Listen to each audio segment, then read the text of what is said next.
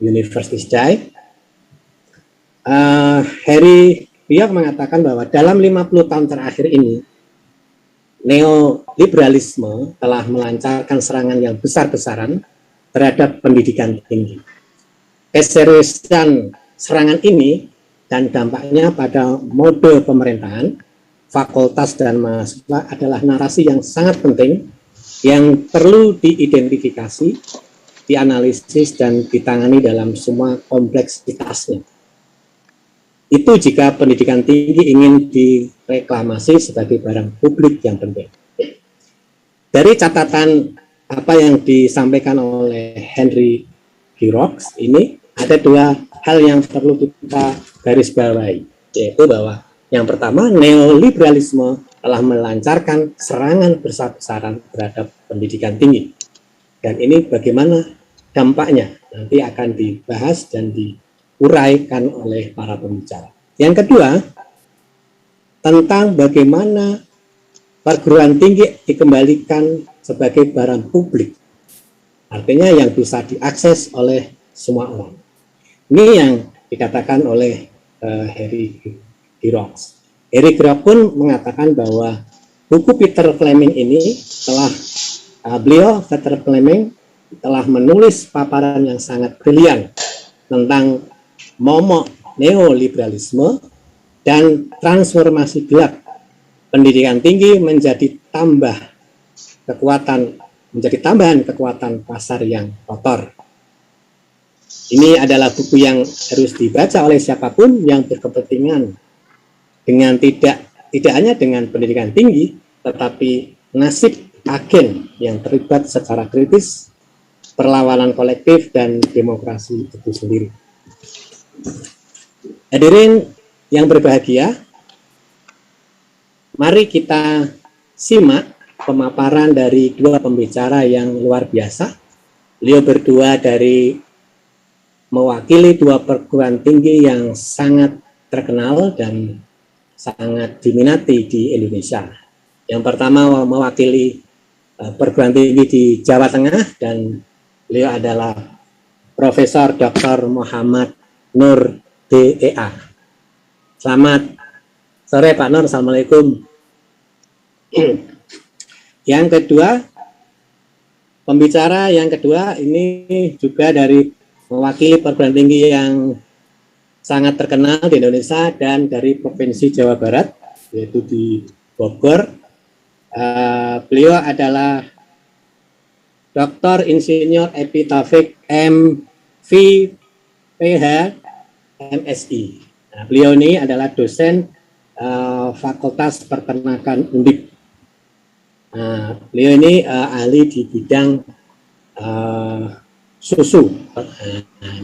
Ini ahlinya susu. Kalau tentang kualitas susu, beliau ini ahlinya. Untuk menyingkat waktu, tapi sebelum saya persilakan kepada pembicara pertama, yaitu Prof. Muhammad Nur, saya bacakan CV beliau secara singkat, ya, biar kita kenal sama beliau. Beliau ini nama lengkap Muhammad Nur. Beliau lahir di Asahan 26 November 1957. Saat ini adalah guru besar bidang fisika plasma dari Fakultas Sains dan Matematika Universitas Diponegoro Semarang. Pendidikan beliau S3, S1 dari Universitas Gadjah Mada, yaitu jurusan fisika, kemudian S2 dari Energi Institut Nasional Politeknik Prancis, ya. Kemudian S3 di bidang fisika radiasi dan materi, subbidang fisika plasma dari Universitas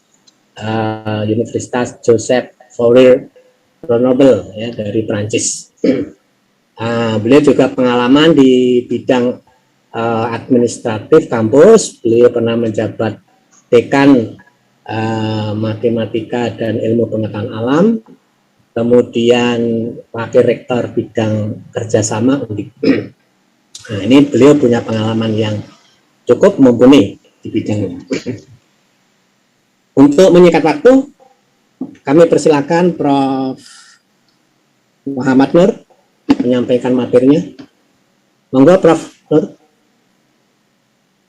Oke, bismillahirrahmanirrahim. Assalamualaikum warahmatullahi wabarakatuh. Waalaikumsalam warahmatullahi wabarakatuh. Alhamdulillahirabbil alamin. Wassalatu wassalamu ala asyrofil anbiya'i wal mursalin wa ala alihi wa sahbihi ajma'in. Asyhadu an la ilaha illallah wa asyhadu anna Muhammadan abduhu wa rasuluh. Raditu billahi rabba wa wa Muhammadin nabiyya wa rasulah. Rabbi zidni ilma warzuqni fahma. Amin. Alhamdulillah, saya boleh share di siapa Adinda siapa tadi? Udah dibuka ya? Sudah, Prof, sudah. Oke, siap. Ya. Nah, udah kelihatan ya.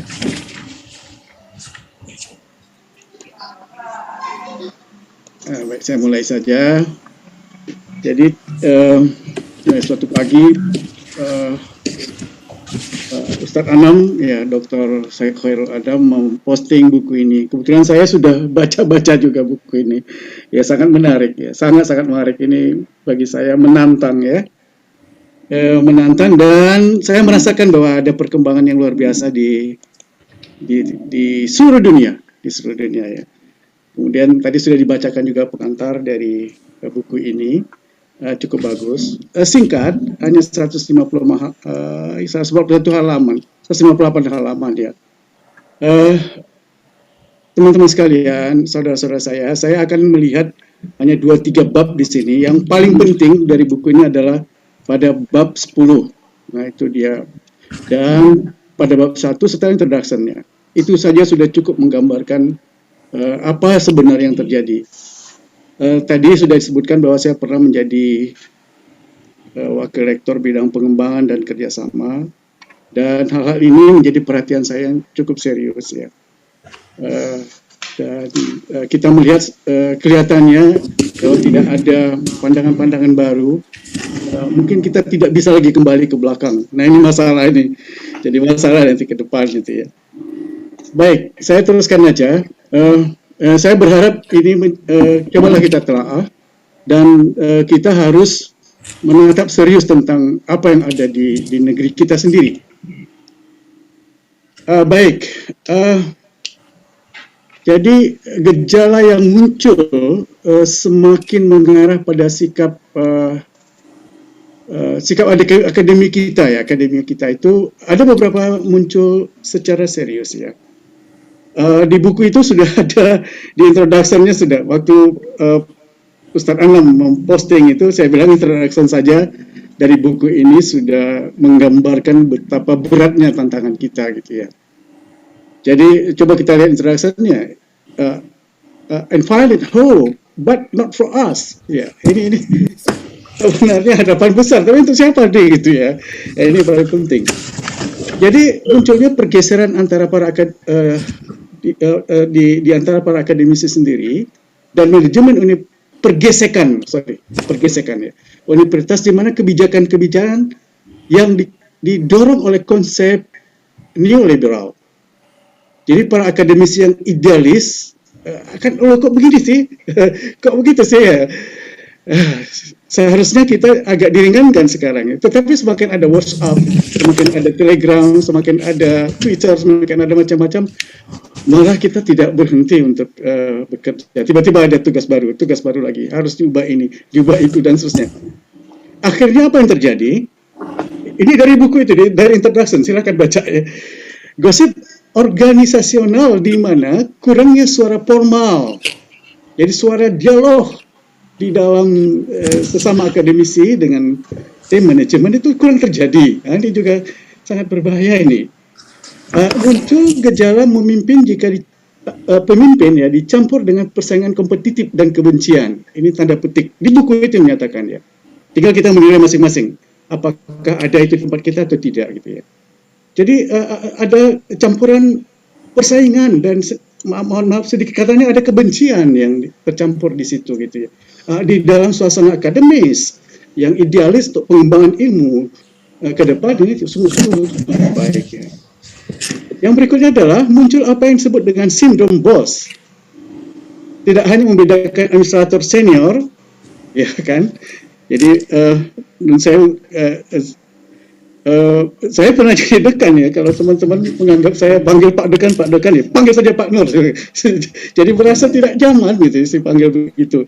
Di mana akademisi dipandang sebagai pekerja kadang-kadang. Jadi ada senior administrator di situ, kata buku itu. Kemudian ada akademisi di suatu sisi, akademisi itu seolah-olah sebagai pekerja begitu. Anda harus melakukan ini dan seterusnya ya. Jadi munculnya kebiasaan baru dari Universitas Liberal ini. Jadi para ilmuwan yang idealis dan yang sangat gigih sekalipun, nah ini masih bersuka cita ya. Saya buat cetak tebal di sini ya. Ketika skor kutipan Google Cendekianya naik, Scopus Indexnya naik dan seterusnya ya. Jadi kepuasan pada target antara yang muncul dalam era digital dan artificial intelligence. Nah ini kita seolah-olah dialihkan ya. Apakah Google Scholar itu tidak baik? Ya baik. Apakah Scopus Index itu baik? Ya baik ya. Tapi tidak cukup. Itu adalah target antara. Nah, apa yang harus kita pikirkan sebagai cendekia? Mestinya lebih kita bermanfaat untuk umat ini. Itu yang lebih penting itu. Nah ini adalah ada di introduction. Saya merenung, Masya Allah. Ternyata kita tidak jauh-jauh amat gitu ya. Jadi wording dari buku ini sungguh harus diperhatikan secara serius. Jangan-jangan kita hanya bermain pada target antara. Dan kita biarkan cabai-cabai kita busuk, bawang-bawang kita dibuang, telur ayam kita dibuang ke suatu tempat. Masya Allah itu ya. Ya ini. Jadi rahmat Allah kita berteman dengan setan. Ikhwan syaitan dia berteman dengan setan karena tidak kita mengurusnya dengan baik gitu. Nah, bagaimana Yusuf dulu ya? Ada 14 tahun, 7 tahun panen, 7 tahun terceklik. Tapi selama 14 tahun dia bisa menyimpan gandum itu dengan baik. Nah, sekarang beras aja pun diantar ke fakir miskin sudah busuk gitu kan. Nah, ini sesuatu yang siapa yang harus mengurus itu? Apa para politikus? Apa para artis ya? Itu harus saintis ya mengurusnya. Bagaimana beras ini sampai ke tangan orang-orang miskin harus sampai gitu. Nah inilah mungkin target-target yang saya katakan tadi. Kita bermain dengan target antara ya. Wah ini saya baca di ini kemudian ada juga misalkan di gambar di sebelah kanan itu. Ini India juga mempertanyakan secara serius. Beginikah educated people yang kita harapkan ya? Coba lihat. Ini ada yang punya duit tuh. Yang punya duit, kemudian ini ada mesin pendidikan nih. Digodoklah semua ilmu itu, dimasukkan ke kepala, selesai gitu ya. Selesai. Jadi korporatisasi pada Universitas Neoliberal sudah sangat lengkap. Pada tingkat keuangan, karena buku itu ya, kata tingkat organisasi, tingkat individu, dan subjektif. Untuk membaliknya dalam konteks saat ini, tarik kembali ke apa? Nah, buku itu juga agak khawatir, dia merasa wah ini hampir mustahil gitu ya. Jadi apa yang dilakukan oleh para akademisi, mungkin juga saya ya, teman-teman yang lain juga. Kebanyakan akademisi hanya mencoba menemukan cara untuk tinggal berdamai dengan kondisi yang sekarang. Dan melenceng dari apa idealisme keilmuan itu sendiri. Nah, dan inilah intinya dari pengantar tadi itu. Inilah intinya awal dari kegelapan akademia itu. Jadi kita tidak berani bertarung dengan idealisme yang sesungguhnya. Untuk apa kita dihadirkan sebagai intelektual, sebagai akademisi di kampus-kampus ya. Kita terbawa oleh sebuah gelombang besar. Ya, ini saya pikir. Contohnya mana? Ada cenderung kepada korporasi. Ini bagaimana ini adalah gejala-gejala di mana universitas itu nanti akan hilang gitu, akan mati ya. Universitas publik, kalau swasta sudahlah. Telkom University itu pasti dia punya apa sendiri, sebab dia dilahirkan oleh corporate. Tapi kami seperti universitas negeri juga, kami juga nyontoh-nyontoh korporasi sekarang. Masya Allah ya. Jadi kalau kita tidak pandai-pandai mengawalnya dengan baik, maka akan terjadilah sesuatu. Jadi universitas publik cenderung mengarah pada korporasi selama 1 atau 2 dekade terakhir. Peniruan pada korporasi berlangsung dengan pesat.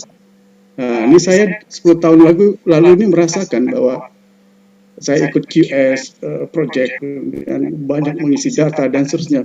Tiba-tiba kita waktu 2006 itu ya, 2006 tiba-tiba kita diumumkan nomor 4 di Indonesia. Padahal kita tidak pernah mengisi apa-apa. Sistem itulah yang membuat kita muncul ke permukaan. Dan Masya Allah, apa yang terjadi ya, berikutnya kita harus habis-habisan ya, mengisi data, mengumpulkan data, dan seterusnya, memperbaiki sesuatu terus-menerus. Bagus ya, bagus. Tapi apakah begitu? Ini apakah begitu? Nah ini. Oke, berikutnya, yang gejala kedua adalah, pada 2013, saya mendapatkan buku bagus. Ini buku bagus di mana kegelisahan itu berawal. Ini kalau begini caranya kita akan melenceng jauh nih. Jadi ada buku yang ditulis oleh rombongan saintis di dunia yang diterbitkan oleh UNESCO, Ranking and Accountability in Higher Education, Uses or Misuses. Jadi mereka membedah perankingan-perankingan yang ada itu.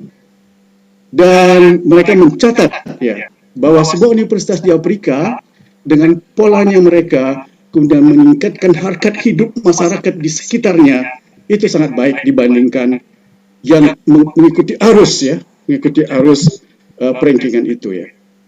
Nah, karena ranking-ranking inilah maka pesannya pertumbuhan urusan administrasi di universitas. Jadi hampir tidak pernah meringankan akademisi terhadap kerja-kerja administratif. Ada BKD, ada ini ada SKP, bla bla bla bla bla, ada publish and store. Itu memang bagus sekali lah. Ya, Pak. Tetapi kadang-kadang itu kan sekarang semuanya digeser jadi pekerjaan personal dengan portal yang ada, sehingga kita harus kalau portalnya sudah bagus ya, kadang-kadang ada portalnya tidak bagus, bolak-balik mengisi dalam keadaan yang tidak nyaman gitu ya. Ini muncul dengan perkembangan IT sekarang dan hampir selalu merugikan produktivitas secara keseluruhan. Nah, teman-teman sekalian, Bapak Ibu sekalian,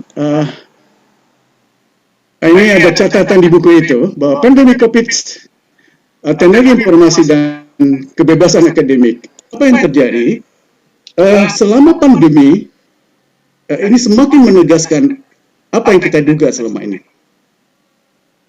Apa yang kita duga, teknologi informasi ini sudah mulai memaksa kita. Coba saya mengajar katakanlah 2 jam. Saya lupa mengisi absen selama 2 jam itu. Setelah 2 jam absennya off. Jadi harus meminta administrasi mengabsenkan saya. Padahal ketika kita lagi enak berbincang, bisa saja itu lupa ya. Nah inilah salah satu misalkan ya. Nah itu kadang-kadang ada absen apa begitu ya. Heboh kita ya, karena sebuah ketakutan lain yang dikunci dengan sistem informasi ini. Nah ini ada Zoom meeting, sekarang ada Microsoft Teams, ada Twitter, ada Facebook, ada email, ada Google, ada WhatsApp, ada Telegram dan seterusnya. Nah kemudian kalau kita gambar di sebelah kanan, hampir semua di era informasi ini bisa dibuat. Kadang-kadang perkembangan itu tidak mempertimbangkan impact-nya gitu ya. Ya mungkin teman-teman dosen merasakanlah bahwa sister kita itu tidak, sister ada portal sister itu berbelit-belit ya ampun ya. Itu tidak memudahkan kita gitu. Tapi memaksa kita harus mengisinya terus-menerus. Gitu. Baik, ini saya akan coba soal menggaris bawahi secara serius soal teknologi informasi ini. Adinda moderator, saya berapa menit lagi kira-kira? 15 menit lagi, Prof. Berapa? 15 menit. Oh, 15 ya, cukup. Insya Allah kalau saya nanti. Jadi saya harus menggaris bawahi pada singularity itu ya. Ini yang paling mengerikan singularitas teknologi ini. Suatu keadaan di mana dia ada sebuah titik hipotesis dalam waktu di mana pertumbuhan teknologi tidak bisa ditahan dan menjadi tidak terkendali arahnya dan tidak dapat diubah. Itu dia mulai memaksa kita, yang mengakibatkan perubahan tak terduga pada peradaban manusia. Nah, ada suatu ketika ada para pejabat berkumpul, semua lihat HP. Masya Allah, pejabat tinggi berkumpul lihat HP.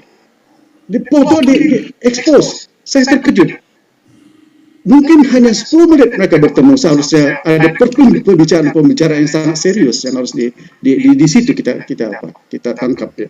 Tetapi kenapa berkomunikasi di luar orang-orang yang di luar ruangan itu dengan HP gitu? Ini bagi saya ada suatu keadaan peradaban manusia itu sudah berubah sudah. Nah, inilah AI, kecerdasan bos. Ini buku-buku saya sudah temukan di beberapa. Ada yang paling menarik. Beyond Artificial Intelligence, from human kesadaran human menjadi kesadaran buatan gitu ya. Nah, itu yang di apa. Kemudian ada yang nomor 4 juga menarik untuk dibaca. Nah, Bapak Ibu sekalian, sebenarnya ada 3 klaster keilmuan. Ada transformasi Fourier yang mengubah analog menjadi digital. Kemudian ada Boole aljabar yang membuat kode-kode 0110 itu menjadi sesuatu informasi yang kita kirim lewat gelombang elektromagnetik. Kemudian ada peralatan revolusionernya dimulai oleh perkembangan mekanika kuantum ya, atau fisika kuantum. Nah, 3 klaster inilah mengakibat artificial muncul intelijen. Seperti sekarang, saya berbicara depan kamera. Orang transformasi Fourier menjadi 0, 1 dan 0, 1 dan 0, 1. Hidup mati itu mati, kemudian itu dikelilingi dengan gelombang elektromagnetik. Itu yang terjadi. Oke, apa yang terjadi? Terjadilah revolusi digital, terjadilah kecerdasan buatan. Nah, itu suatu ketika akan tidak bisa lagi kita kontrol dan memungkinkan kita mempelajari sesuatu lewat mesin. Dari universitas tatap muka dan seterusnya itu mungkin semakin berkurang ya. Nah, padahal kontak saya dengan mahasiswa saya pasti berbeda dengan kontak mesin dengan mahasiswa saya gitu. Kami berada dalam ada transformasi lain ya, transformasi semangat, transformasi akidah gitu ya. Dan seterusnya itu yang perlu kita garis bawahi. Kecerdasan buatan artificial intelligence adalah jenis teknologi yang meniru pemikiran manusia, memberdayakan mesin untuk bertindak sendiri dan untuk melakukan fungsi yang mirip dengan kecerdasan manusia, seperti kemampuan untuk memahami, belajar, menalar, dan bertindak. Nah, sekarang kan ada mobil tanpa driver ya, dia bergerak dan seterusnya. Nah, ini didukung. Nah, ini lebih mengerikan lagi. Ada publish 2016 oleh Gilling dan kawan-kawan. Mereka ingin mensenyawakan antara sistem digital itu dengan brains. Nah, ini yang sangat apa. Nah, ini sebenarnya adalah neoliberalism yang sudah mulai mendikte kita dengan teknologi, sains dan teknik untuk mengarahkan peradaban kita ini ya. Oke. Gejala pada World Ranking University. Ini di buku itu sebut juga. Universitas berjuang di liga, baik liga nasional, global, ada tabel, selalu diumumkan itu setiap tahun tuh. Seringkali lebih agresif dan tidak realistis tentang ide untuk bergabung dengan segelintir elit, merusak niat baik staf di dalam proses. Ya. Jadi di dalam proses bisa terjadi perubahan-perubahan karena target-target kita yang tidak jelas tadi. Dan dengan demikian memperkuat reputasi mereka sebagai di bawah standar lembaga. Dikatakanlah world class university, bla bla bla bla bla bla. Tetapi sesungguhnya bukan itu. Sesungguhnya bukan itu. Nah, ada World Ranking University memang bagus nih, ada metodenya, ada 60% itu berbasis pada reputasi research. Itu bagus, oke. Tapi belum cukup. Nah, seperti buku yang tadi saya sebutkan di Ranking and Accountability in Higher Education yang diterbitkan oleh UNESCO. Kemudian yang kelima adalah birokrat. Oke. Ini apakah saya tulis di tertutup ini. Nah, birokrat pendidikan tinggi dan tugas keseharian ketika menjadi dosen biasa beda ya. Ketika seorang individu naik ke hierarki manajemen universitas, mereka akan semakin menegaskan pentingnya pengajaran, tetapi berbanding terbalik dengan jumlah pengajaran yang benar-benar mereka lakukan gitu ya. Ya, jadi ini menarik ya. Nah, kemudian yang keenam adalah kepuasan mahasiswa lebih penting. Nah, ini, suatu ketika saya ikut dalam wisuda dan sebuah fakultas sangat-sangat corporate, 60% cum laude. Ini impossible. Ini ada yang salah. Nah, universitas kami saja, coba lihat, berpredikat cum laude dalam 4 periode ini di atas 40%. Ya, luar biasa kan ini? Berarti ada proses yang di depan itu yang saya pikir, untuk apa kita umumkan begitu banyak cum laude? Untuk apa itu? Gitu. Ini harus dikoreksi. Ya, semakin ditekankan pada kepuasan mahasiswa. Nah, sebenarnya ini sangat penting bagi universitas swasta ya untuk menarik edukasi itu adalah komoditas begitu ya, seperti di Australia misalnya, di beberapa negara barat lainnya. Nah, ini kita ikut-ikutan nih. Universitas publik juga ikut-ikutan ya. Nah, ini mungkin teman-teman pernah tahu ya, saya berdebat tolong di off ya, agak Maaf, Pak. ya, oke. Pengukuran atau metrik ini adalah pengukuran ya. Pengukuran akademik itu akhirnya mengukur hanya pada satu hal, publikasi di jurnal bereputasi, Q1, Q2, bla bla bla dan seterusnya. Itu karena ada pemaksaan dari perankingan universitas ini. Jadi sangat didorong oleh hasil kerja publikasi. Nah, apa yang menarik, coba lihat. Suatu ketika 2019 itu dari menteri ingin mencari rektor asing untuk masuk ke 500 besar ranking dunia. Masya Allah, urusan rektor itu bukan urusan semacam itu. Urusan rektor itu berat. Seharusnya dia masuk ke lab-lab, mengungkit orang-orang di laboratorium, menginspirasi mereka. Itu tidak mungkin dilakukan oleh orang asing. Tidak mungkin. Waktu itu saya agak berdebat serius, tapi udah ya begitulah, seperti itu ya. Kenapa? Karena Q1, Q2, Q4 tadi itu ya, jurnal bereputasi. Sebenarnya itu tidak cukup. Ada sesuatu yang lebih yang harus kita lakukan. Nah, menonjolkan keseimbangan kehidupan kerja yang lebih baik dan program kesejahteraan mental di universitas. Ini kesejahteraan itu dikemukakan kepada dosen, kepada administrasi dan seterusnya. Kemudian kasih pekerjaan itu mencapai target kita, bla bla bla bla dan seterusnya ya. Dipancing ya. Nah, dipancing begitu. Ya bagus ya.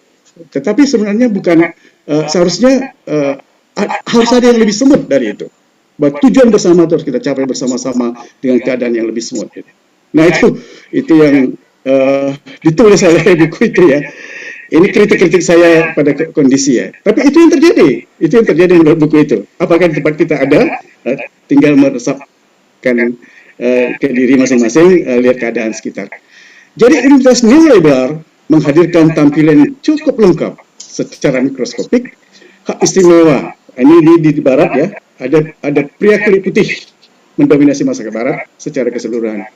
Nah, itu artinya ada rasisme. Apakah itu universitas? Hal ini terlepas dari perkembangan sikap kesetaraan, kebijakan keragaman di antara mereka. Nah, ini menurut buku itu ya. Apakah ada ini di Indonesia? Wallahu alam, saya nggak tahu ya. Mungkin kita harus melihat kembali ya.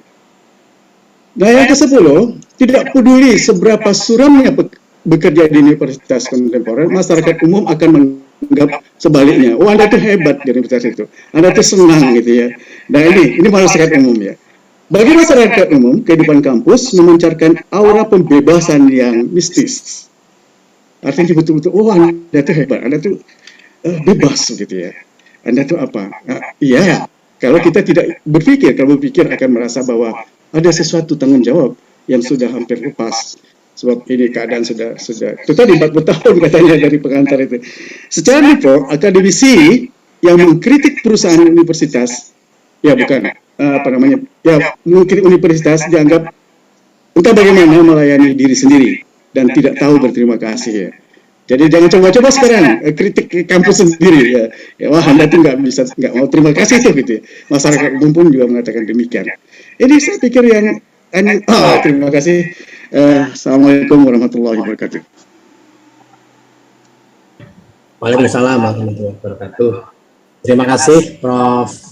Muhammad Nur, luar biasa atas paparannya. Semoga ini bisa menjadi pemantik diskusi kita setelah paparan selanjutnya, yaitu dari pembicara kedua, yaitu Bapak Dr. Insinyur Epi Taufik M.V. PH, MSI. Beliau adalah dosen Fakultas Peternakan IPB atau IPB University ya. Nah, dari IPB.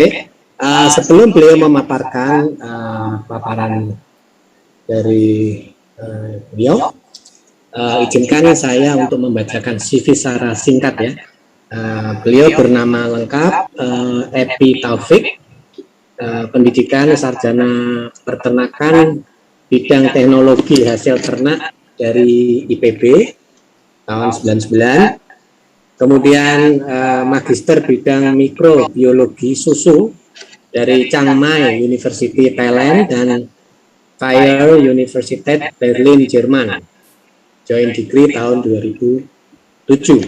Kemudian beliau juga mendapatkan master yang kedua di bidang mikrobiologi susu dari IPB University tahun 2009 dan doktor di bidang biokimia susu dari Obihiro University of Agriculture and Veterinary Medicine dari Jepang tahun 2012. Ini beliau termasuk masih segar ya dokternya. Alamat beliau di kampus IPB Dharma Bogor.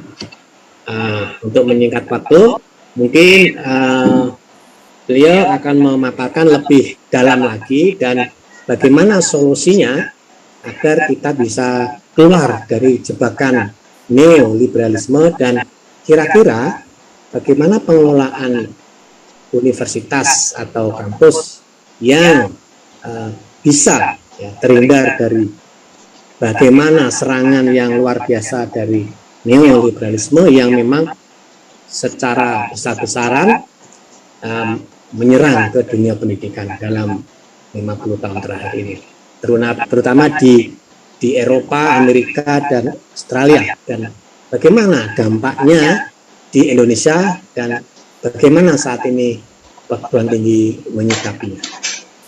Kami persilakan Pak Dr. Epi Taufik, silakan. Baik, terima kasih Pak Dr. Ahdi. Assalamualaikum warahmatullahi wabarakatuh. Alhamdulillah rabbil alamin wa bihi nasta'inu ala umuri din wa ala alihi wa sahbihi ajmain. Amma ba'du.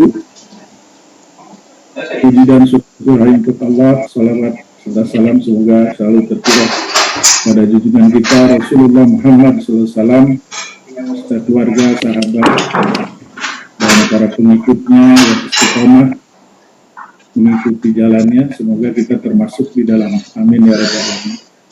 Yang pertama, saya minta izin pada para senior. Saya cuma ikut belajar saja ini.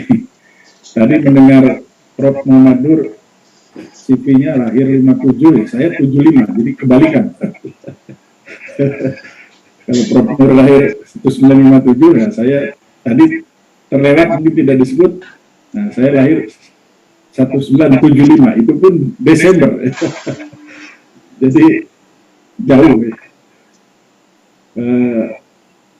Pengalaman Prof. Nur tentu lebih dari saya, dan saya lihat di sini juga hadir nih, ada senior saya Pak Dr. Tengku Harunur Rasid, dan ada Pak FMIPA IPB ini Prof. Nur. Ya, kalau Prof. Nur pernah jadi dekan FMIPA, ini juga ada dekan FMIPA IPB ini termuda se-IPB. Adik kelas saya, lebih muda lagi dari saya. lebih muda 2-3 tahun. Izin menyimak Bapak Ibu semua.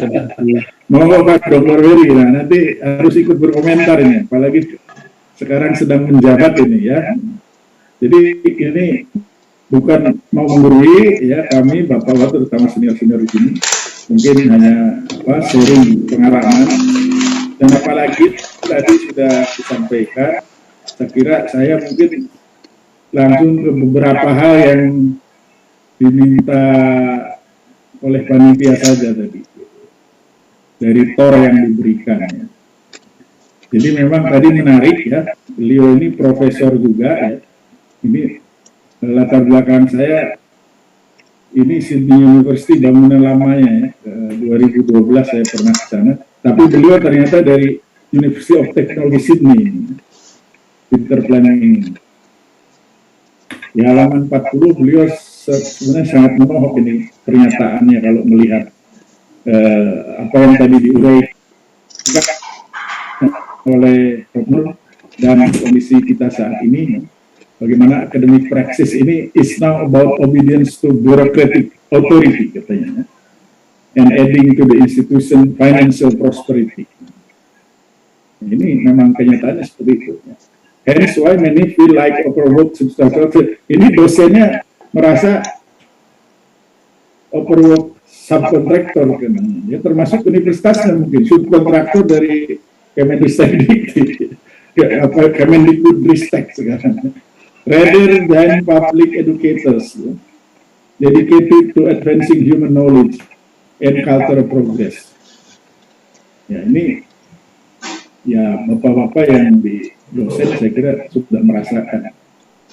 Memang seperti ini ya, dikejar itu yang apalagi ada peraturan baru ya nanti untuk kinerja penelitian yang 9 SKS. Nah, bagaimana dengan dosen-dosen yang memang passion itu mengajar ya, dan sangat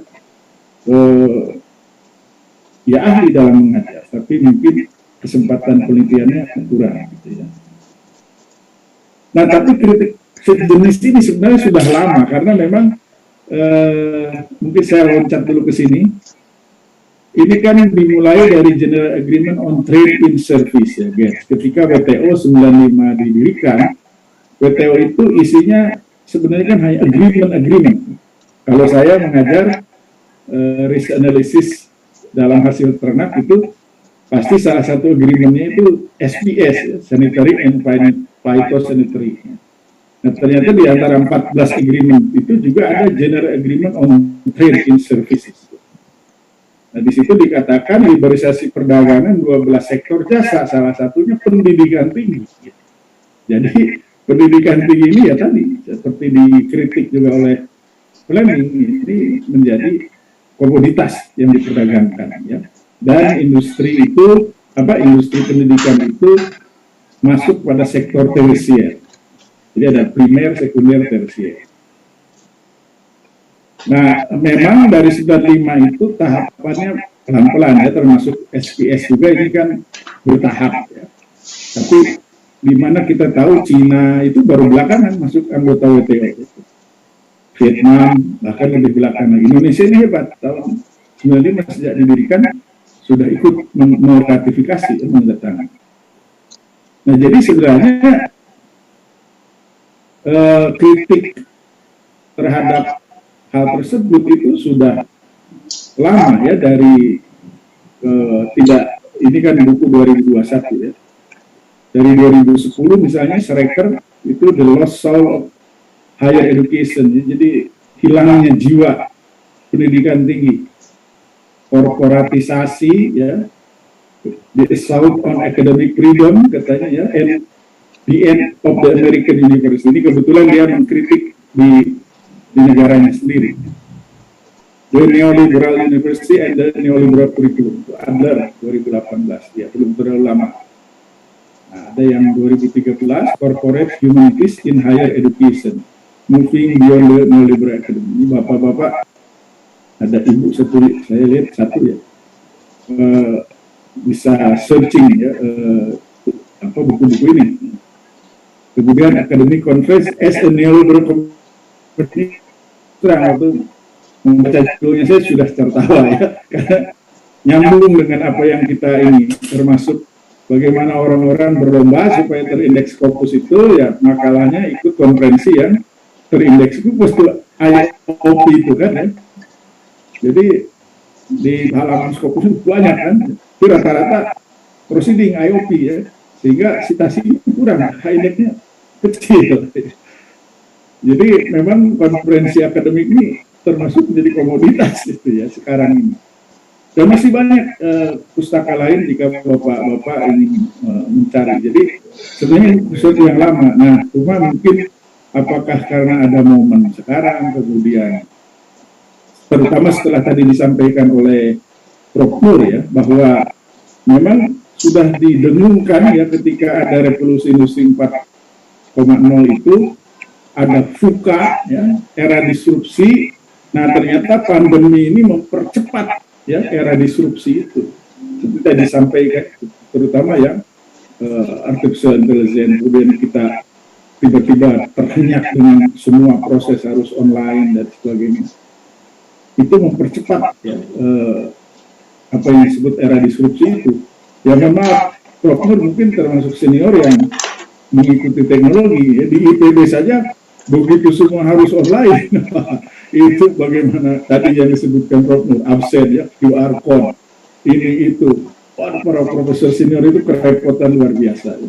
Karena semua kan menjadi digitalisasi, semua harus, apalagi ada My SAPK ya, Sister dan sebagainya, itu luar biasa itu ya. Untuk beberapa senior itu, bahkan yang muda pun yang istilah kita gaptek itu sesuatu yang merepotkan. Nah jadi siapa sedang menikmati jasa pendidikan ini ya mereka juga ya. Kebetulan dalam satu buku ini dikatakan Amerika itu ya sampai dengan kurs sekarang dari ekspor jasa pendidikan aja luar biasa besar. Demikian Inggris dan Australia. Jadi, nah Indonesia ini memang target tidak hanya komoditas lainnya dan jasa lainnya, termasuk jasa pendidikan ini sebagai tadi sektor industri tersier karena bonus demografi, partisipasi pendidikan tinggi angkanya masih rendah, bahkan cukup rendah di tingkat ASEAN sekalipun ya. Nah ini kan mengundang ya bagi para penyedia jasa pendidikan dari luar negeri.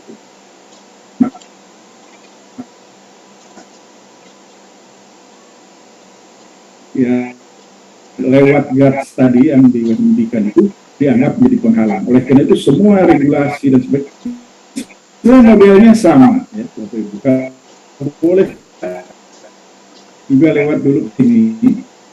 Semua itu memang untuk melancarkan apa WTO sendiri kan, kalau kita lihat niat mulianya itu kan to create free and safer, menciptakan perdagangan internasional yang lebih bebas ya dan lebih aman dan lebih adil ya, fair, free and safe katanya.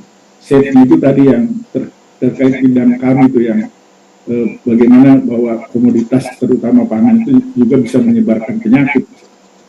Itu sih oke gitu ya, tapi kita tahu bagaimana ya bahkan di bidang pangan itu sekalipun, kalau saya bisa cerita nanti di lain kesempatan, itu luar biasa ya.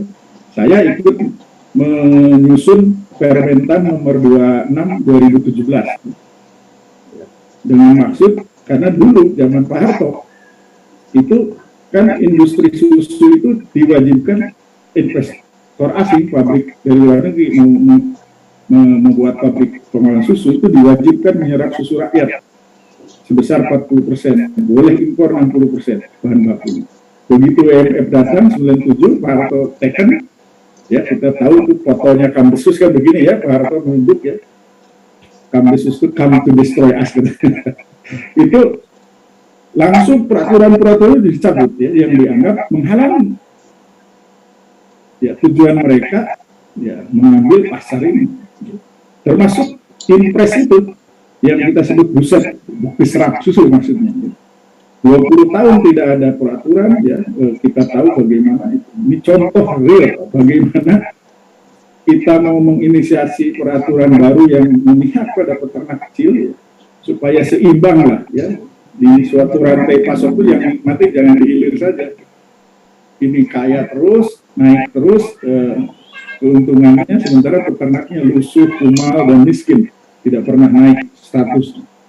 Baru setahun peraturan itu, Pak, itu langsung direvisi atas tekanan, ya kita tahu paling kuat si Amerika, ya, walaupun New Zealand, Australia yang berkepentingan dengan ekspor susu mereka itu juga ikut nebeng. Dan itu saya saksikan sendiri, ya, dalam prosesnya. Dan kita tidak bisa apa-apa, ya. Sehingga setingkat menteri, presiden pun yang menyerah. Hanya 1 tahun aturan itu direvisi. Ya sebenarnya istilahnya dihilangkan. Nah, itu kan bagian dari what so-called deregulasi. Nah, ini mereka selalu memakai ini katanya yang sering disebut the unholy trinity, ya, bukan holy trinity, ya. Saudara-saudara kita yang Nasrani mengatakan holy trinity. Nah, ini disebutnya the unholy trinity, yaitu IMF, Bank Dunia, WTO. Yang saya ceritakan tadi, ya, di semua bidang termasuk tadi. Jadi memang ini, nah makanya nanti solusinya apa yang harus kita lakukan? Mungkin sekarang, tapi juga masa depan, ya. Karena kita pada posisi sekarang ini, ya, terus terang lemah, ya kan. Nah, tapi dalam kelemahan itu apa yang bisa kita lakukan? Jadi kembali ke sini, nah ini sub-sektor jasa yang akan dimasuki, gitu ya. Ini beberapa negara yang resmi, ya, dari kalau Bapak mau browsing itu ada yang mengajukan membuka sektor jasa pendidikan, ya, mencoba masuk, ya, Australia, Amerika Serikat, Jepang, Cina, Korea, Selandia Baru, dan beberapa kan sekarang sudah ada, ya, dalam kampus cabang, istilahnya kampus di sini, seperti Monash University kan ada, ya, cabangnya di sini, walaupun tadi mereka, ya, pelan tapi pasti, ya. Nah, ini jadi ini masuk berusaha pendidikan seumur hayat, ya. Bukan seumur hayat, maaf ini. Pendidikan vokasional dan profesi, ya, semuanya pendidikan tinggi. Nah, padahal kita tahu pendidikan ini vital peranannya mentransfer nilai-nilai dan jati diri bangsa, ya. Tidak sekedar mengajarkan, ya. Kalau mengajar itu kan, ya, 1 tambah 1 sama 2 selesai. Tapi to educate itu tidak hanya to teach sebenarnya.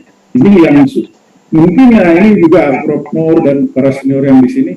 Kalau saya masih merasakan tuh dulu diajari harus ada apa pekerti, kan, harus lulus itu, ya. Sekarang kan sudah tidak ada lagi, gitu, ya. Bagaimana dosen muda itu harus lulus, ya, paham tentang falsafah mengajar, falsafah mendidik. Jadi sekarang kan sudah tidak ada lagi menjadikan pendidikan pelatihan, ya. Sekarang komoditas tata perdagangannya diatur lembaga internasional, bukan otoritas suatu negara. Nah, ini yang harus kita sikapi kritis, ya. Dulu ada akta 3, akta 4, ya. Nah, sekarang sudah tidak ada lagi. Nah, sebenarnya internasionalisasi tidak kita tolak, ya. Itu universitas ini namanya universitas, itu dari universal sebenarnya. Bahkan sejarah PT di Indonesia, ya, tidak lepas dari penjajah Belanda, gitu, ya. Ya, IPB jika bakalnya salah satunya, ya, Universitas Indonesia itu Fakultas Pertanian IPB, Fakultas Tekniknya di ITB di Bandung, kan, gitu. Ya, kedokteran dan hukum itu di UI sekarang, kan, gitu. Tadinya kan bagian dari politik etis, ya, para kolonialis, begitu. Jadi pendidikan tinggi itu sebenarnya juga buah internasionalisasi. Nah, cuma ada yang disebut globalisasi ini, ya. Ini internasionalisasi ini katanya legenda bawang putih bawang merah, atau yang ini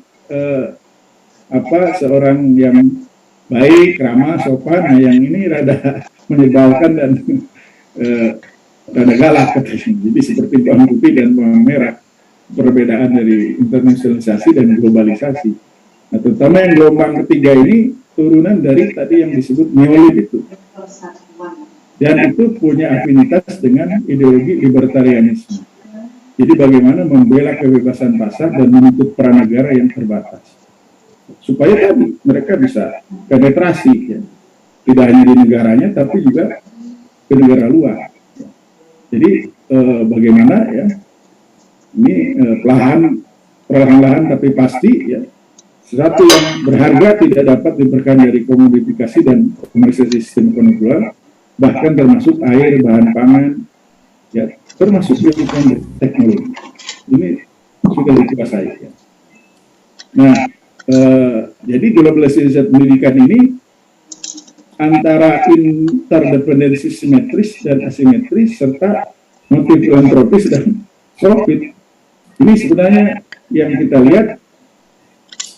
Nah, kalau kebanyakan ketika masuk ke dunia ketiga, itu yang terjadi interdependensi yang asimetris. Kita tidak pada duduk berdiri sama tinggi, ya, duduk sama rendah.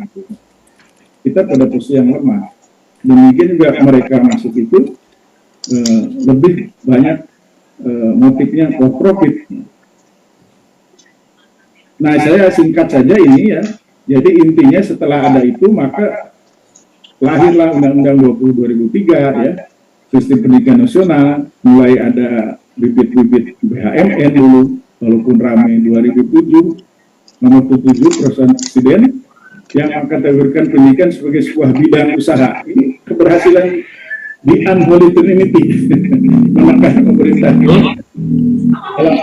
Dalam PP ini sektor pendidikan dikatakan boleh mendapatkan modal asing sampai 49%. Nah, kalau bidang kami peternakan ya sekarang boleh 100%. Ya. Ini 49% ya. Nah, muncullah jika bakal BHMN ya. Kemudian nomor UU 9/2009 dengan bahan pendidikan setelah diprotes ini dibatalkan Mahkamah Konstitusi. Nah, tapi muncul lagi UU 12 2012 ya. Ini masih meninggalkan kontroversi tentang hal-hal yang disebutkan oleh Prof. Nur tadi. Nah, ada lagi peraturan Kementerian 4 2014 tentang pendidikan tinggi dan tertinggi, diikuti nih oleh Mas Nadiem, ya, Mas Menteri yang sekarang kita tahu. Saya tidak usah uraikan, tadi sudah diuraikan sebenarnya, ya. Dan sekarang semua sibuk ya, termasuk Pak Beri mungkin, para dekan ya, mengejar KPI. Kalau enggak nanti Pak Beri dianggap dekan yang tidak cakap. Apalagi ada tawaran bonus 500 miliar ya dari Mas Menteri bagi PT yang bisa mendapatkan KPI yang bagus ya. Tadi Pak Nur mungkin lebih tahu lah dalamannya bagaimana mengejar ranking untuk mengisi data dan sebagainya. Apalagi terkait pengajar asing, asing ya, asal ikut summer course. Data paspornya ada pun diklaim itu mahasiswa asing gitu ya, saking ingin memiliki KPI gitu ya. Nah, kalau dari refleksinya saat ini ya, berdasarkan apa yang ditulis oleh Pak Lenin ini di dalam akademia, ini kan isu lama sebenarnya elitis ini ya, tapi atau istilah di kita menara gading, tapi sebenarnya kan sudah sangat bagus ya bagaimana PT di Indonesia itu punya amanah Tridharma perguruan tinggi. Sebenarnya itu kan. Nah, kalau itu dijalankan dan itu mungkin misalnya contoh dari, saya kira perguruan tinggi lain punya, tapi saya kurang informasi. Yang saya tahu ya IPB, misalnya bagaimana di awal-awal dulu Orde Baru ya, bagaimana kemudian Dimas-Inmas itu diinisiasi. Di mana dosen masuk IPB yang KKN dikerahkan ya supaya mendapat swasembada padi khususnya beras gitu ya. Saat itu ada Dimas-Inmas ya, dan mungkin termasuk KKN itu dulu kan betul-betul ya programnya itu bagaimana mendekatkan mahasiswa dengan kehadirannya di masyarakat ya, membantu memecahkan problem-problem masyarakat. Nah, apakah sekarang misalnya hal itu masih seperti itu? Ya kita evaluasi masing-masing ya, bersama-sama. Ini apa yang disinggung oleh Dr. Prani, mungkin dia melihat di sana lebih parah daripada di kita ya, di negara-negara maju itu. Terus sekedar pabrik pengetahuan ya dikatakan di sana. Nah, tadi yang disinggung Prof. Nur ya, kemudian PT ini sekarang tidak lebih dari seperti ya tadi bagian dari siklus sistem produksi ya, di mana komoditasnya adalah calon-calon buruh ya, tenaga kerja di pabrik-pabrik yang didirikan industri. Sehingga apa yang diinginkan industri ya, jadi tidak lepas programming itu hanya sekedar ya, padahal tadi itu transfer of knowledge ya dan sebagainya itu ya hanya sekedar menghasilkan, memproses ya tenaga kerja siap pakai bagi industri. Nah, penelitian pun jadi komoditas ya, dan dosen menjadi bagian dari alat produksi di suatu korporasi yang namanya perguruan tinggi. Nah, kemudian birokrasi di kampus ya. Ini juga tadi sudah dijelaskan, saya tidak ini oleh Prof. Nur ya, birokrasi dan apalagi laporan keuangan itu luar biasa. Ini baru hari ini 2 hari ini saya ini ya karena diminta dari bagian keuangan departemen ya akan ada uang untuk menunjang kegiatan daring ini katanya. Satu mata kuliah 4,5 juta rupiah, saya koordinatornya kebetulan satu mata kuliah saat semester ini, tapi Bapak harus menyediakan itu, bukti itu. Ya. Nah gimana mau dapat nota ya, memberi sesuatunya aja belum kan, tapi harus ada. Ya itu rahasia umum lah, ya akhirnya saya serahkan balik ke pengelola keuangan, ya tapi Pak nanti dipotong kalau kami yang harus cari buktinya katanya. 10%, ya, terserah kamu lah. Gitu. Saya tidak tahu. ya. Nah, kemudian, dari itu satu kasus yang banyak sekali yang saya kira tadi, Pak. Termasuk suasana rektor, dekan, dosen itu kan tidak lagi kolegial, ya. Kan tidak seperti di militer. Saya pernah jadi juri dan Ramil dan Babinsa terbaik di Korem Surya Kencana Bogor. Itu memang di militer itu luar biasa ya, kursi damrem, kursi perwira menengahnya, kursi prajurit beda, bahkan snacknya, nah, karena saya duduk sebelah damrem, snacknya anggur, kue-kue bagus, yang prajurit kursinya lipat, snacknya gorengan, itu militer itu memang begitu. Nah sekarang mulai ada tuh ya seperti itu, ketika kami dosen biasa walaupun senior ya, MCU medical check up di ini, tapi rektor dan dekannya di rumah sakit yang keren. Beda ya. Itu kan wah benar gitu ya, bukan lagi kolega ya sesama ini. Jadi seperti itu birokratik dan cenderung kayak di birokrasi ya, baik birokrasi sipil atau militer, kepala dinas ya, bupati kan beda, harus menurutnya juga beda. Angka kredit ini saya kira sudah dijelaskan tadi. Nah ini ada lagi kontrol negara ya dalam buku itu, dan itu betul, itu yang tadi di atas oleh Lenin dikatakan di halaman 40 ya, kebebasan itu hampir sekarang tidak ada ya. Tadi Prof. Nur juga katakan ketika ada yang kritis sedikit, sekarang capnya sudah tahu kan, kalau tidak R itu ya ya kita sebut saja radikal misalnya, ya, dikait-kaitkan dengan apa, udahlah seperti itu, mati ya.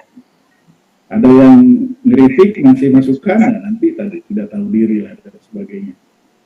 Mau berpikir bebas itu tidak bisa, takut, ada ketakutan, mau menyampaikan kritik aja ada ketakutan, itu kan sudah berarti tidak ada kebebasan, ditekan, sudah khawatir, tidak bebas. Ini jelas ya. Ya, belum lagi ada komisi etik ya, norma dan etika dan sebagainya. Bahkan rektor pun ya kan kita tahu ya dengan sistem sekarang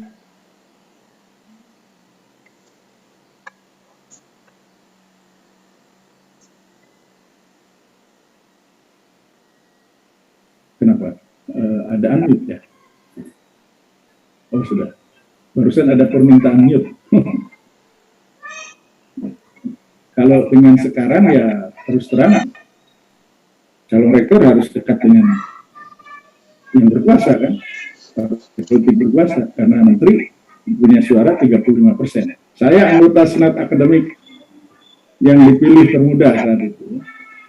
Kalau Pak Beri masuk sekarang sebagai ex officio jadi paling muda. Tapi ya suara wakil SAD MWA itu kan satu orang satu, sementara menteri satu 35%. Jadi sehebat apapun kita berdebat itu sampai ke SA, begitu ke MWA 35% di satu orang menteri. Siapa yang bisa dekati itu? Ya itu yang menang ya. Ya kita tahu Universitas Sumatera ya, rektornya setelah terpilih lihat ada self plagiarism secara etika sudah melanggar, tapi ya tidak bisa apa-apa. Ya, nah ini ada selebritas akademik katanya ya, sindrom popularitas dosen dalam berbentuk acara ya, bahkan mengasongkan diri ya, ngamen. Maka saya tidak masuk di ke forum-forum ya. Nah, karena apalagi ya mengasong itu sebagai cara mendapatkan penghasilan tambahan. Aduh kalau sudah misalnya sekelas Prof Nur seperti ini kan, tapi ada loh Prof ya, sekelas Prof senior sudah profesor ya begini ya. Nah ini kan sedih kita melihatnya ya. Tapi memang dilema juga karena remunerasi penghargaan, nah, kita seperti itulah. Tapi ya seharusnya itu sudah tahu sejak awal ketika dia mau jadi dosen gitu. Di Indonesia itu ya begitu. Kalau ini ya nggak usah jadi dosen gitu. Atau di luar menjadi diaspora ya. Tidak usah balik ke Indonesia gitu. Jadi kalau sudah di dalam ya harusnya dia idealitas ya itunya dipertahankan, idealisme. Nah, krisis keuangan manusia mungkin ini disinggung di akademia. Ini di kita mungkin tidak terlalu nampak ya. Kalau di sana kan ada sistem kredit ya kepada negara, sehingga pas sudah bekerja dia harus cicil. Dan ini semakin besar. Di situ ada data-datanya di buku akademia. Di Inggris itu parah ya, sampai dari sekian miliar pound menjadi sekian miliar pound naik ya utang mahasiswa kepada negara karena harus bayar. Nah ini mungkin yang nanti dalam ini berbeda dengan di Jerman ya. Saya kan tadi salah satu sekolah saya di Jerman yang joint degree dengan di Thailand itu, tapi pusatnya kami tercatatnya ujian akhirnya di Jerman itu memang di sana ada plus minusnya lah, tapi pendidikan itu di Jerman semua sepakat itu harus ditanggung negara. Jadi mahasiswa itu hanya bayar semester tiket, sehingga naik kendaraan umum apapun kami gratis selama di negara bagian di public transport, tidak bayar SPP. Di Jerman sampai sekarang pendidikan gratis dari TK sampai S3. Sehingga tidak ada kasus ini seperti di Inggris atau di Amerika. Kemudian toxic workplace, nah yang terakhir ini memang ya dengan akumulasi keadaan tadi, kadang-kadang memang ada ya yang kemudian akhirnya jenuh ya. Dan akhirnya ya sudahlah jalanin saja. Ada yang mungkin karena keterpaksaan, ada yang kadang-kadang ada yang cuek, akhirnya yang repot kepala departemen ya, sekretaris itu bagaimana supaya bapak ini terisi gitu ya, KPI gitu. Kalau nggak bahaya kan, ada ya, tapi tidak seperti di buku itu ada yang sampai bunuh diri ya. Di situ di buku itu diceritakan ya, di Bristol University itu dalam 1 tahun sekian mahasiswa bunuh diri, bahkan ada profesornya yang bunuh diri ya. Kita belum sampai ke sana ya, alhamdulillah. Nah ini hampir terakhir ya, setelah ini saya terakhir, karena ini topik besar terus terang ya, saya kira Bapak-Bapak tidak mungkin diskusi waktu singkat ini, jadi saya poin-poinnya saja.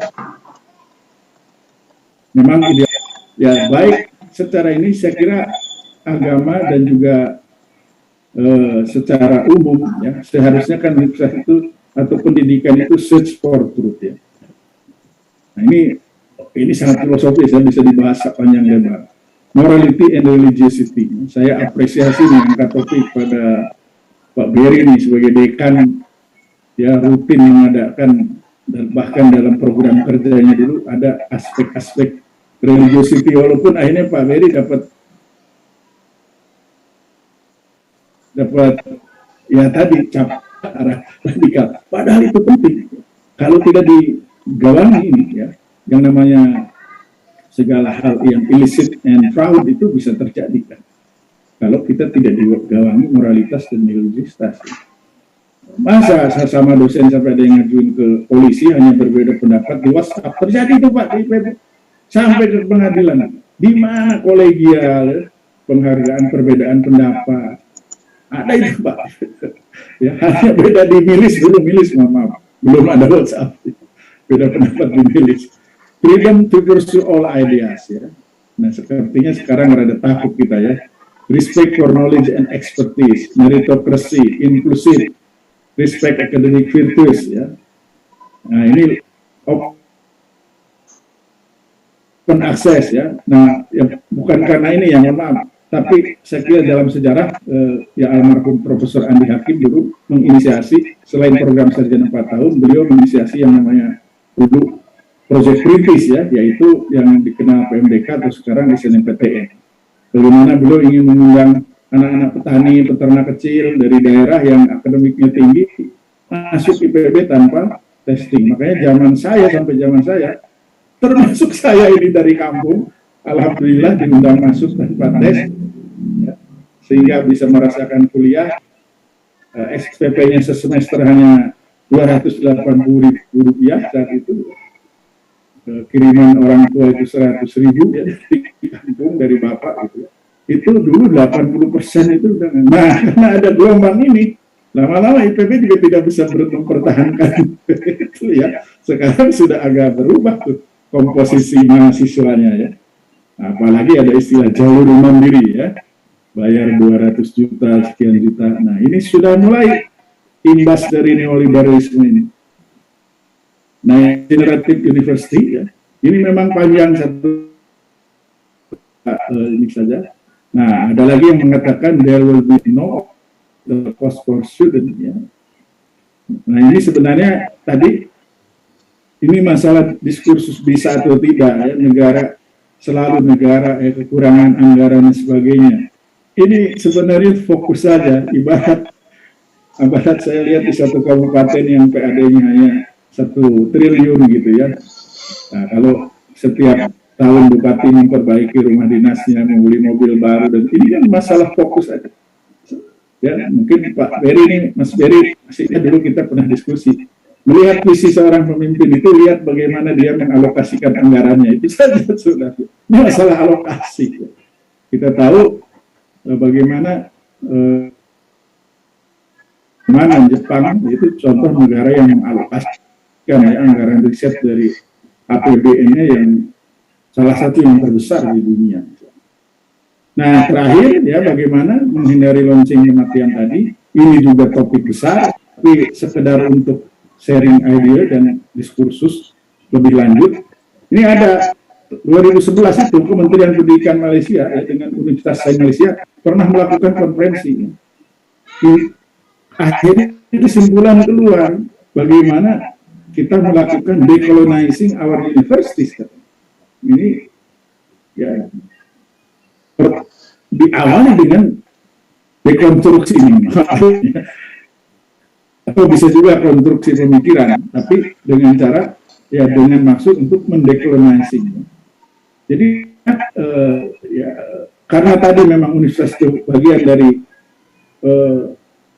termasuk di Indonesia kan, kalau Malaysia itu British, kita Belanda, Universitas Indonesia Pendidikan Tinggi bagian dari politik etis, ya, Eropa saat itu. Nah, teknologinya oke, ya. Makanya tadi saya katakan internasionalisasi itu tidak bisa dihindarkan. Ini nanti Cina bisa jadi contoh, ya. Dia berhasil, ya, tadi dari internasionalisasi dan globalisasi terbatas, nih istilah saya. Tapi dia tetap mempertahankan, ya, identitas dia, ya, kebetulan, ya, di sana kita tahu pemerintahnya komunis, ya. Kemudian kembali ke tujuan pendidikan sesungguhnya, to preserve national identity, dan mungkin lebih ini lagi sebenarnya tidak sekedar national identity. Tapi kalau kita bicara neoliberal itu adalah anak kandung, ada yang mengatakan di buku-buku tadi itu bahkan bastard child, anak haram dari kapitalisme, ya. Maka ya lawan yang setara kalau tidak komunisme, sosialisme. Nah, maaf, Jerman itu kan contoh negara yang mendeklar dari dulu dia sosialisme Wirtschaft, bahasa itu. Jadi ekonomi sosialis gitu ya, bukan komunis ya, beda ya, walaupun sempat terbelah dulu ya. Jadi kalau mau lebih ini ya melawan kapitalisme itu harus dengan lawan yang setara ya. Nah, pilihan kita sekarang itu either sosialisme, komunisme, atau Islam sebenarnya. Ini diskursus, karena ideologi hanya 3. Yang lain itu bukan ideologi sebenarnya ya, turunan. Kalau dalam bahasa Jerman itu ya, filosofische Grundslag ya. Seperti di kita punya Pancasila. Pancasila itu kan oleh para perumusnya itu bukan dikatakan ideologi sebenarnya, tapi itu filosofische Grundslag ya.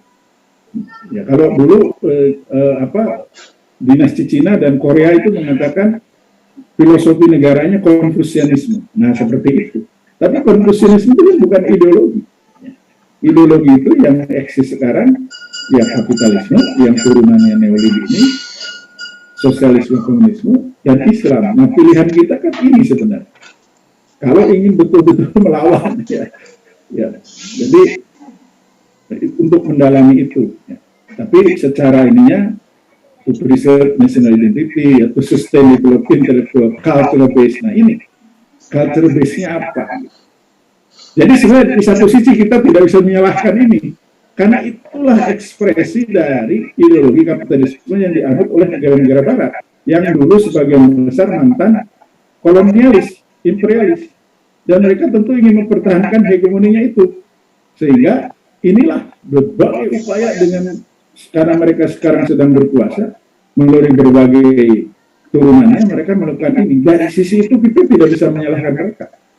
Makanya sekarang apa yang bisa kita lakukan untuk melawan itu? Nah itu sebenarnya. Dan ini tentu harus dimiliki ya, konstruksi pemikiran ini oleh semua, termasuk pengambil kebijakan. Kita yang pemikir, kalau yang pengambil kebijakannya tidak, ya kembali kita hanya bisa prihatin, mengelus dada, dan hanya menyampaikan hal-hal seperti ini. Sehingga apa yang seharusnya terjadi tidak bisa dilakukan. Dan itulah seharusnya juga ideal university ini ya tadi, melahirkan orang-orang yang punya konstruksi pemikiran yang jelas, morality, religiosity, yang itu kemudian tidak tadi pabrik tenaga kerja, tapi pabrik pemimpin, calon presiden, calon menteri yang akan mengelola negara ke depan. Itu tugas universitas itu, melahirkan itu. Tidak segera melahirkan buruh ya, untuk jadi bagian dari siklus mesin produksi kapitalisme yang kemudian berslogan to produce and produce. Saya kira demikian ya. Terima kasih. Mohon maaf jika ada kata-kata yang keliru. Assalamualaikum warahmatullahi wabarakatuh. Assalamualaikum warahmatullahi wabarakatuh. Terima kasih Pak Happy Taufik atas paparannya yang sudah menjelaskan ya, tentang bagaimana buku Fleming ini ya, mengkritisi neoliberalisme yang memang sudah masuk di dunia kampus, termasuk bagaimana cara mengatasinya tadi yang barusan disampaikan ini.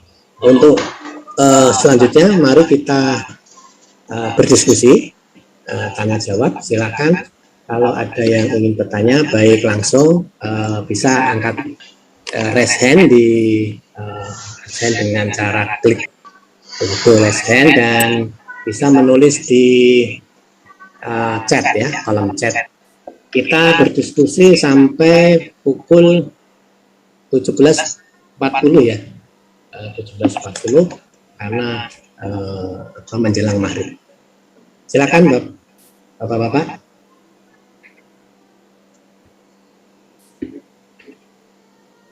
Yang ingin bertanya atau mungkin memberikan tanggapannya, silakan. Ya, Assalamualaikum. Oke, Pak Edi Sutanto, silakan Pak Edi. Nih, saya dari Semarang. Untuk Pak Dr. Edi sama Pak Prof. Nur, apakah kematian tahun 2003 bukan by design? Kalau kita melihat, saya kebetulan saya mahasiswa semua ya, karena saya masuk berarti tahun 72, tahun 2070.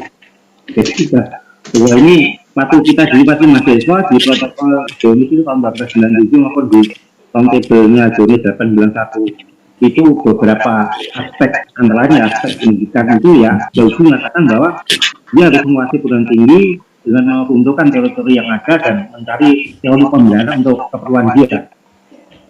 Itu termasuk seperti di mana kita harus berkiblat pada angka-angka dan sebagainya, tidak berkiblat pada realita.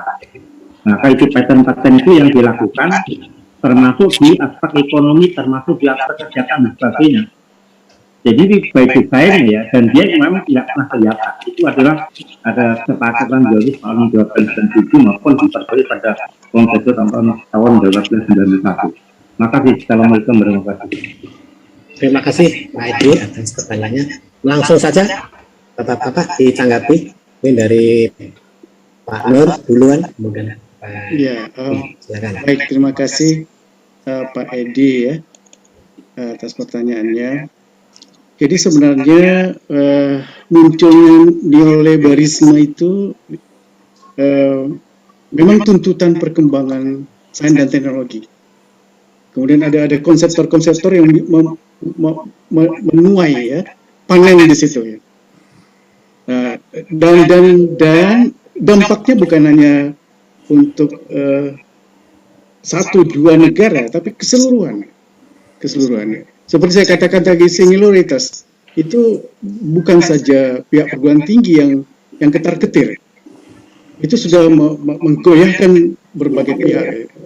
Nah inilah kadang-kadang di mana perkembangan sains dan teknologi itu yang sudah lepas dari ruh religiusnya itu, gitu ya, ruh religiusnya. Jadi saya pikir ini bukan saja warning untuk universitas, tapi warning bagi kemanusiaan kita. Nah, ini terutama untuk kita yang selalu bersaksi bahwa tiada Tuhan kecuali Allah, gitu ya. Itu betul-betul harus ini. Jadi betul sekali Pak Edi, saya diminta oleh kawan-kawan di Dewan Profesor berbicara bagaimana etika, integritas moral dan etika di non-akademik berhadapan dengan perkembangan sekarang. Nah, saya coba melihat dari aspek sains dan teknologi itu. Liberalisme ini perguruan tinggi itu ada bagian akses, akses, jadi pengaruh kecil sebenarnya. Tapi secara keseluruhan adalah bahkan kehidupan kita juga dipengaruhi sudah ya. Nah, seperti saya contohkan tadi, bagaimana pertemuan para pejabat kok bisa semua sama-sama megang HP gitu, tidak saling bertegur sapa. Padahal itu kesempatan yang langka ya, mempertemukan 5 orang pejabat-pejabat tinggi di Indonesia gitu. Itu terjadi itu. Nah, itulah teknologi yang sudah mengubah arah peradaban kita. Nah, ini saya pikir untuk para teman-teman yang berpikir lebih ya, Nah, ini sekaligus Pak saya bisa menjawab ya Mas Adi ya. Itu ada pertanyaan dari Pak Sugi. Pak Nur, bagaimana nih Tridharma kita nih gitu. Jadi tahun 2014 saya pernah menulis dan mengutip buku yang ditulis bersama dari UNESCO tadi itu, Tridharma dengan cara pandang baru. Jadi kita misalkan pengabdian kepada masyarakat kan menggugurkan kewajiban untuk jadi profesor. Bukan itu sesungguhnya kan? Apa yang kita lakukan di kampus-kampus itu jadikanlah sesuatu untuk menggerakkan ekonomi masyarakat luas. Nah, ini saya pikir perlu ya. Saya Pak Edi itu banyak berteman dengan kawan-kawan yang di teaching industry dulu ya, yang bibit macam-macam ya. Nah, kebetulan saya ada teknologi lah yang sama-sama dibiayai dalam untuk industri. Nah, bagaimana kita menyelamatkan, coba petani mau panen, tetapi impor beras, itu apa itu? Itu sesungguhnya ini, apa yang mau mengontrol ini semua? Nah, mestinya bukan seperti yang kita lihat di depan saja gitu, tidak ada sesuatu lagi gitu. Begitu Pak Edi, ini tanggung jawab besar dan harus sadar betul bahwa semua pihak harus sadar gitu ya, sadar. Kita berpihak kemana sih? Nah itu ini saya pikir. Jadi itu. Jadi pertanyaan pertanyaan Bapak tadi bukan by design, tetapi ada orang yang menggunakan kemajuan teknologi sekarang untuk mencekam banyak hal gitu ya. Ya, coba sekarang nasib uang, mata uang itu akan hancur, masa perbankan akan hancur, akan berbeda ya. Uang itu nanti akan ya seperti beberapa kerajaan kita juga dulu sudah tidak ada sekarang ya. Banyak tradisi yang akan berubah. Nah ini saya pikir perlu kita siapkan betul ya, di mana berubah. Saya melihat bahwa sistem pendidikan kita ya, pesantren kita, perguruan tinggi kita yang berbasis religius, misalkan keagamaan, walaupun mereka sedikit terseret, tetapi mereka punya basis yang kuat. Misalkan di Gontor, ada pertanyaan, bagaimana menghidupkan, mencari pendanaan dari universitas? Gontor itu punya lahan yang cukup besar ya, yang mereka tanami dan bisa menghidupi pesantren dan menghidupi perguruan tinggi mereka. Gitu. Itu jauh dari komersialisasi, jauh sekali gitu ya. Nah, bagaimana kita tidak berpikir juga semacam itu, gunakan kreativitas dan inovasi kita untuk mengangkat sesuatu. Ya ini, itu baru saya pikir. Saya melihat bahwa itu bukan mendapatkan dana dari masyarakat, tapi bagaimana inovasi itu bisa membantu masyarakat dan menggerakkan ekonomi baru, gelombang baru yang muncul. Baik, begitu. Terima kasih Pak Edi. Terima kasih Pak Adi. Terima kasih Prof. Nur. Selanjutnya mungkin ada pertanyaan tambahan dari Pak Sugi untuk Pak Epi ya. Mohon penjelasan bagaimana pengaruh globalisasi atau liberalisasi pendidikan yang terjadi saat ini, dan masih adakah celah harapan untuk kemajuan pendidikan di negeri ini? Bagaimana solusi yang efektif bagi anak bangsa kita ke depan? Terima kasih. Silakan Pak Epi ditanggapin. Terima kasih Pak. Pertanyaan singkat, jawabannya berat. Memang bisa jadi perlu webinar seharian Pak ya. Ya tadi yang pertama saya kira mungkin maksud Pak Edi ya, tentang ya kalau kita bicara secara luas, makanya tadi saya contohkan, ya, betul seperti Prof. Nur katakan, tidak hanya di pendidikan ya, semua bidang ini. Makanya tadi saya contohkan, bahkan di bidang peternakan pun itu merasakan. Ya. Dan saya itu heran ya, ketika kami menyusun pasal demi pasal rancangan Permentan, itu kami sebagai tenaga ahli, tim penyusun, tidak diberikan kopinya, filenya, hanya di dari Kementerian Pertanian. Tapi di tengah-tengah penyusunan itu ada surat dari suatu negara di luar, ya, yang protes pada Presiden lewat Seknek disposisi ke Mentan ke Dirjen Peternakan, dan akhirnya sampai kepada kami. Yang kami kaget itu pertanyaan dari mereka itu mempertanyakan pasal per pasal. Nah saya bingung dan kaget, kok bisa kami saja yang tim ahli penyusun tidak punya filenya ya, dari setiap hasil diskusi itu, kok mereka bisa tahu? Ya, bisa tahu, sehingga mereka protes satu persatu. Nah, adakah pengkhianat di antara itu? Ya pasti. Ya. Bahkan saya sendiri tidak tahu dari mana, ya langsung ke HP saya, ya orang Amerika yang mengatakan dia representatif dari United States Dairy Export Council, Dewan Ekspor Produk Persusuan Amerika yang kantor Jakarta, itu memanggil saya, ya minta bertemu. Ya, saya tahu itu upaya-upaya, bayangkan. Nah, jadi kalau dibilang tadi, ya memang iya itu kan bagian dari ya sejak dulu dicita-citakan kalau Bapak sebut tadi, kalau dikait-kaitkan pasti kan, siapa di Amerika yang berusaha, siapapun presidennya, jelas di uang dolar itu sudah ada kan, Novus Ordo Seclorum ya, tatanan dunia baru, ya tatanan inilah yang mereka inginkan. Ya. Dan itu mereka bergerak karena ideologi yang mereka yakini itu. Ya.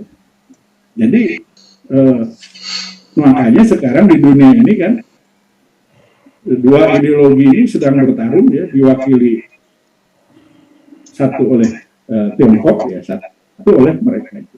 Nah, kita ini jadi korbannya karena sekarang kita tidak ada pemimpinnya kan, tidak ada yang memimpinnya. Akhirnya dalam semua hal kita korban, dalam semua aspek. Ya. Ini supaya menjawab umum dan dalam tempo singkat ini Pak ya. Kalau mau diskusi lebih ini memang akan sangat ini. Tapi itulah.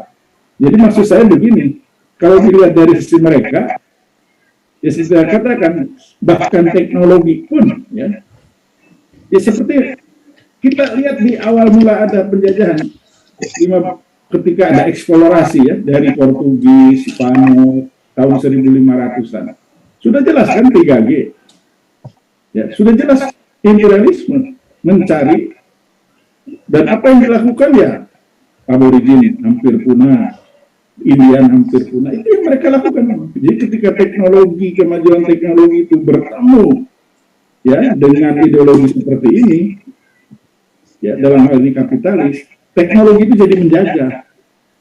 Itu yang terjadi. Nah, kita ya dulu ya kita tahu dalam sejarah ya, sejarah peradaban manusia, teknologi dari mulai ya zaman Helenistik Yunani, peradaban India, Cina, kemudian Islam, dan akhirnya Eropa, ya, Barat. Nah, kita tahu ya yang menyebabkan penjajahan itu siapa? Imperialisme, kolonialisme. Ketika teknologi itu dipegang oleh siapa? Ini jelas. Ya. Jadi dan itulah memang yang mereka inginkan. Jadi kalau mau bicara per topik, per sektor, memang ini seperti sekarang pendidikan. Ya. Jadi tadi dalam hal itu saja begitu. Tadi Pak Prof singgung, kenapa impor beras itu, beras loh yang diimpor ya, bukan padi, selalu pada April Maret. Dan Bapak-Bapak tahu tidak yang diimpor berapa? Maksimum 2,5 juta ton kan? Kebutuhan kita dengan penduduk 270 juta itu hanya kurang lebih 27 juta ton. Dan kita sudah produksi 32 juta ton. Cukup. Nah, sekarang kenapa selalu ada impor, dan itu di bulan Maret April, disitulah panen raya mau datang. Isu importasi yang hanya 2 juta ton itu sebulan habis, Pak. Sebulan habis. 2 juta ton itu. Tapi kok heboh? Karena itu membuat sentimen pasar dalam sistem ekonomi kapitalis ini. Sehingga begitu panen raya bulan depannya, harga gabah kering murah. Karena ada impor beras masuk. Lain kalau yang diimpor itu beras-beras premium yang sekilo 26.000, kayak saya waktu tinggal di Jepang. Enggak masalah, mau diimpor sekian juta ton. Ya. Bapak perhatikan, dan saya punya datanya, impor itu selalu bulan Maret, April, mau panen raya ya. Maksudnya Januari, Februari, Maret, April mau panen raya. Sehingga jatuh tuh harga, ya kan mekanismenya begitu kalau sistem pasar kapitalistik. Nah begitu panen raya harga gabah murah diborong itu sama, ya kita tahu ya. Saya bahkan sudah konfirmasi dengan Menteri Pertanian langsung, dan itu beliau mengatakan berat. Ya, bahkan ada Satgas Mafia Pangan itu sekarang berat. Beratnya ketika ya tadi di antara pemerintah pengambil kebijakannya pun masih ada yang ya Prof lebih tahu lah. Jadi sebenarnya dilawan bahkan oleh buktinya itu bagaimana peraturan yang ditandatangani oleh Pak Mentan sendiri ya tidak lama Bapak-bapak ya revisinya itu tidak mengundang kami. Dirjen Peternakan tidak tahu, stafnya tidak tahu. Tahu-tahu ada revisi sudah di tangan menteri bahwa peraturan yang kemarin kami buat dicabut. Itu coba, ya. Artinya Pak Menteri pun tidak bisa angkat tangan, ya. Jadi ini besar memang. Kita yang bicarakan ini hanya sebagian kecil. Ya. Nah, untuk melawannya memang perlu effort yang besar, tapi jangan pesimis. Ya, insya Allah ya, selalu ada la tahzan innallaha ma'ana, tadi Prof. Nur sudah katakan.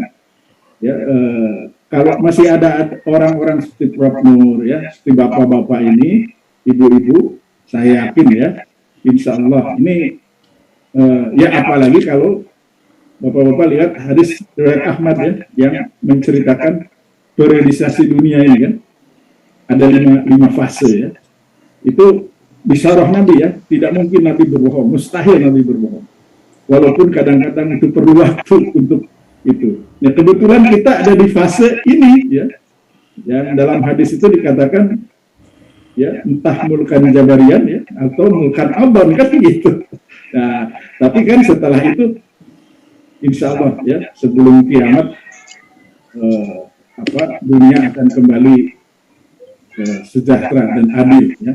Itu harus kita pegang, itu janji Allah, janji Allah lewat mulut nabinya. Artinya tetap berusaha ya, kalau bahasa Qur'annya wala ta'asu bi rahmatillah ya, ini bukan bahasa Jawa, bahasa Arab.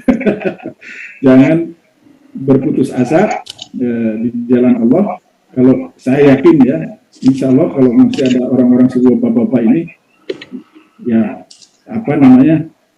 ya Nabi saja ditolong Allah perlu 13 tahun sampai akhirnya bisa ke Madinah ya, seorang Nabi itu ya. Nabi Nuh 900 tahun sampai anaknya pun nggak ikut ya. Nah, jadi itu biasa dalam perjuangan dan yakinlah yang benar itu pasti menang ya. Jadi itu yang harus kita kira jelas itu ya, dalam sejarah bukunya siapa? Robert Kennedy, Paul Kennedy, The Rise and Fall of Great Powers. Fir'aun segitu kuasanya, menyebut dirinya Tuhan hebat, runtuh. Romawi runtuh. Islam pun setelah 1300 tahun runtuh. Ya. Nah ini, jadi apalagi sekarang ya, tiap 5 tahun, 10 tahun maksimum. Ya walaupun jadi 3 periode, mungkin 15 tahun. Jadi insya Allah ya, jangan pesimis, terus berjuang, terus berdoa, terus ketuk pintu langit ya, semoga kita merasakan masa-masa yang lebih adil ya, lebih mendapat ridho Allah SWT. Terima kasih. Terima kasih semuanya para pembicara sekaligus yang hadir pada forum diskusi ini. Mohon maaf saya waktu setelah habis dan sudah memasuki waktu sholat maghrib. Semoga pertemuan kita hari ini mendapatkan berkah dari Allah Subhanahu Wa Taala dan mendapatkan tuntunannya untuk kita lebih baik ke depan. Terima kasih. Sebelum kita tutup bersama, marilah kita mengucapkan alhamdulillahirabbil alamin. Terima kasih. Assalamualaikum warahmatullahi wabarakatuh. Waalaikumsalam. Terima kasih. Terima kasih Bapak-bapak. Terima kasih Bapak Ibu. Assalamualaikum. Selamat jumpa Pak Ibu. Bapak Dekan.